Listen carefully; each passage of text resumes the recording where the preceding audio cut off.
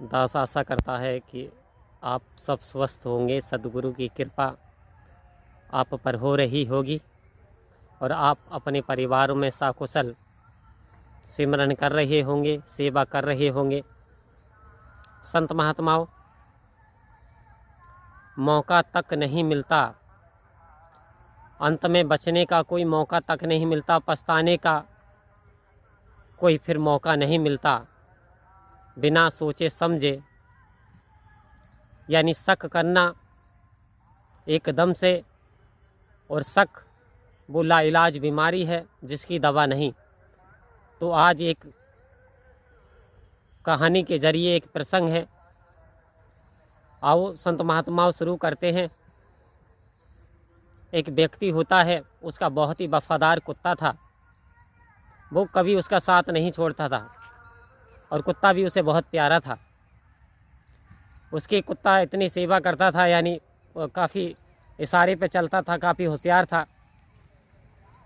तो जब आर्थिक कारणवश उस व्यक्ति ने कुत्ते को गिरवी रख दिया और सेठ से कहा कि सेठ जी, ये जो कुत्ता है हमारी जान से भी प्यारा है, ये जो आपसे हमने जो उधार लिया है ये हम चुका जाएंगे तो अपने कुत्ते को हम वापस ले जाएंगे। तो सेठ जी ने कहा ठीक है। बोले क्या करेगा? बोले ये देखा वाली करेगा, आपके मकान की, आपकी दुकान की सुरक्षा करेगा। बहुत ही वफादार कुत्ता है।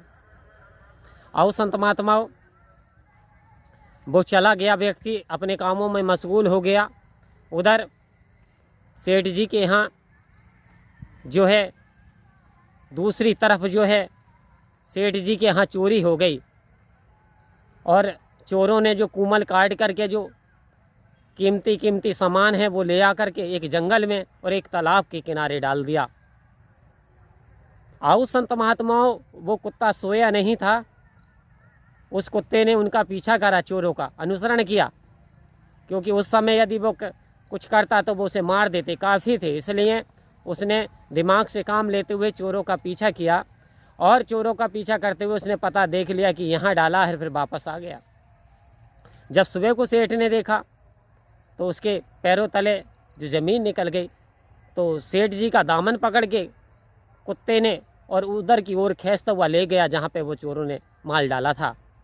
और जहाँ पे इशारा दे रहा था कुत्ता बार बार बंदर पानी में भर के कि यहाँ, जब निकलवाया वहाँ पे देखा तो वहाँ पे उसके बक्से जो आभूषणों के जो भी सामान लुटा था वो वहाँ पे मिल गया।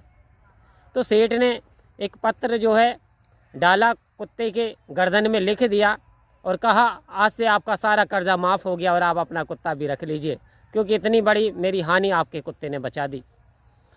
अब जब वो मालिक के पास कुत्ता आया तो वो गुस्से में तामल तोल हो गया और सोचा कि ये धोखा दे करके आ गया और मैंने तो विश्वास दिलाया था कि मेरा कुत्ता बड़ा वफादार है। लेकिन आओ संत महात्मा, उसने उस पत्थर की ओर ध्यान नहीं दिया था और तुरंत उसने लाठी ली और कुत्ते के सर पे 10-20 लाठी मार दी, उसे मार दिया। लेकिन उसके बाद जब उसे पछतावा हुआ, देखा कि एक लेटर बना हुआ था और जब उसे उसने पढ़ा तो उसके पैरों तले ज़मीन खिसक गई। आओ संत महात्मा, होता क्या है, हम भी कभी कभी अपने परिवारों में शक कर लेते हैं और बिना सोचे समझे ही, यानी बिना बात की जानकारी निकाले हुए ही हम शक कर लेते हैं और अक्सर गलत अल्फाजों का प्रयोग कर बैठते हैं।